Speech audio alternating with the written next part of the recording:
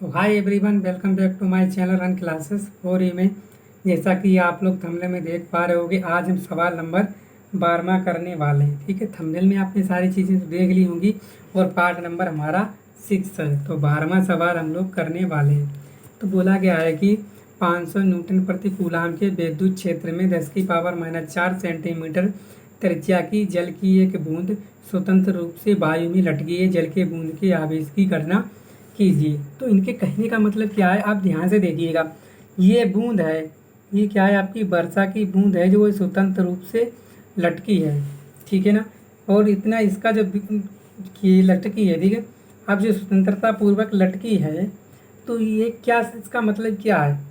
इसका मतलब ये है कि आपका जो भार लग रहा होगा, ठीक है ना, जो भार होगा वो क्या लग रहा होगा, नीचे की ओर लग रहा है। भार कहाँ लग रहा होगा? भार जो होगा आपका डब्लू कहाँ लग रहा होगा? नीचे की ओर। नहीं, भार क्या होता है आपका mg। और जो बल लग रहा होगा वो कहाँ लग रहा होगा? आपकी ऊपर की ओर।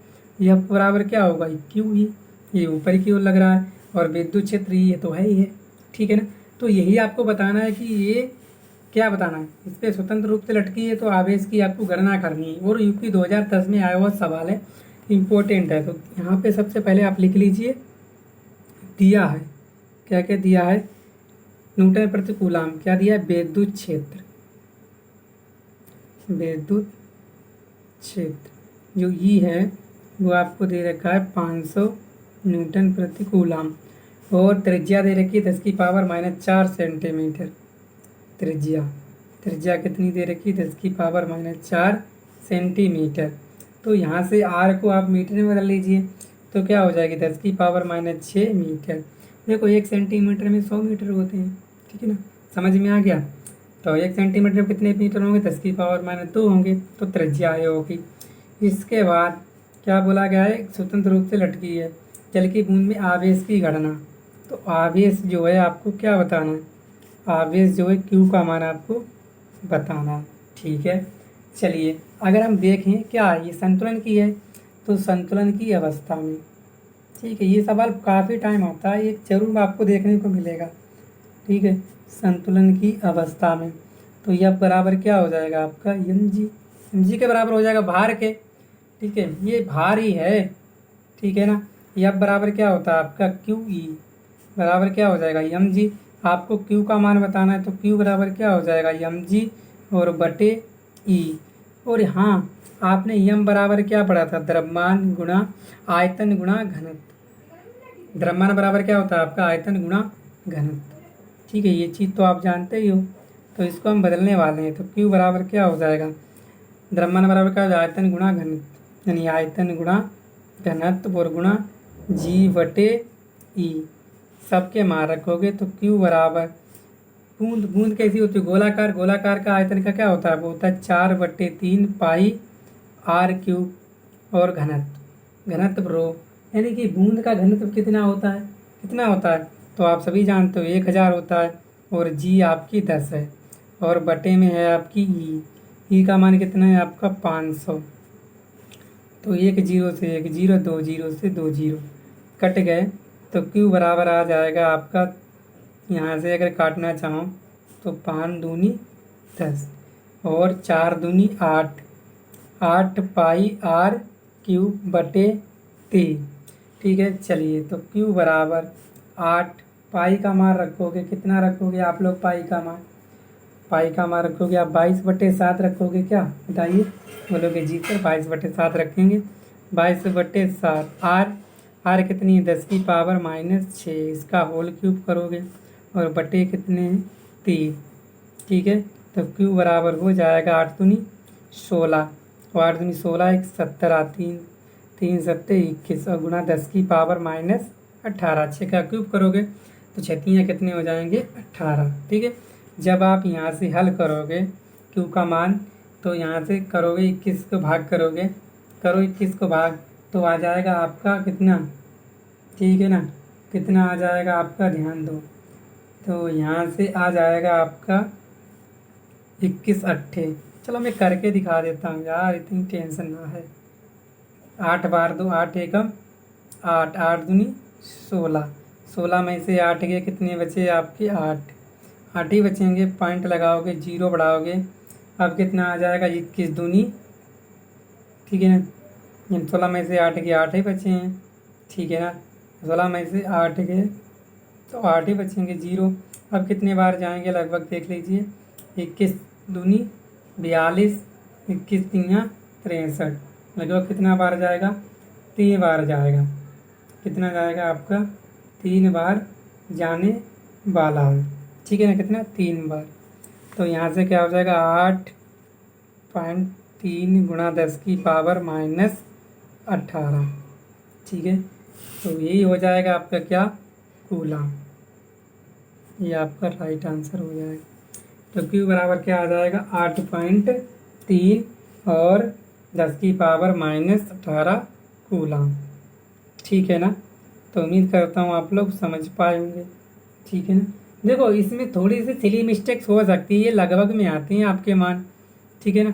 आप मत सोचना सर एक उसमें होता है, जो उत्तर दिया है वो 8.2 दिया है, 10 की पावर में 17 कूलम दिया है, ठीक है ना। तो इतनी भारी जो टेंशन लेने की आपको ज़रूरत नहीं है। आपके सामने मैंने सारी चीज़ें करी हैं, है कि नहीं। 500 कूलम था, 500 ही कूलम था, ये कहाँ गया, ठीक है। 10 की पावर 4 थी, 6 हो गई, तो 6 थी 18, और 1000 जल का घनत्व कितना होता है, 1000 होता है, होता नहीं होता 500, तो जो 0 काट दिए। लेकिन यहाँ पे आपने क्या देखा, यहाँ पे आपने साथियों देखा होगा क्या, देखो मैं ध्यान से आपको दिखाता हूँ। लेकिन हमसे जो गलती हुई थी वो 4 दूनी 8, यहाँ पे कितने आने चाहिए, 80 आने चाहिए थे, एक 0 और बढ़ाओगे, ठीक है ना।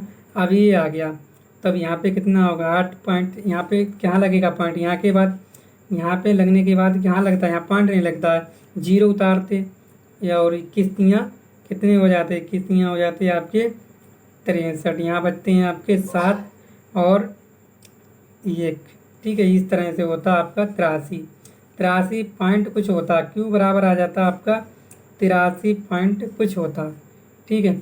अब मान लो यहाँ पे कितने कर दो, 0 कर दो, कितने बार दोगे, 8 एकम 8, 8 एकम 8, 8 दूनी 16, फिर इतना आ जाएगा, लगभग कितना आ जाता आपका 8.38 और गुणा 10 की पावर माइनस 18। तो Q बराबर क्या हो जाता है, यहाँ पॉइंट यहाँ पे लगाओगे तो 8.3 और गुणा 10 की पावर माइनस 17 कूलम, क्योंकि एक जो है पॉइंट आपका इधर खिसका है, तो पावर किसमें बढ़ेगी, प्लस में, तो एक कम जाएगी, तो एक चली जाएगी, तो कितनी बचेंगी, 17 कूलम। तो यही आपका राइट आंसर है, ठीक है। समझ में आ गया ना। देखो सिली मिस्टेक्स हो सकती हैं, क्योंकि आप भी जानते हो, ठीक है, क्योंकि सारे वीडियोज एक तरह के नहीं होते हैं, ठीक है।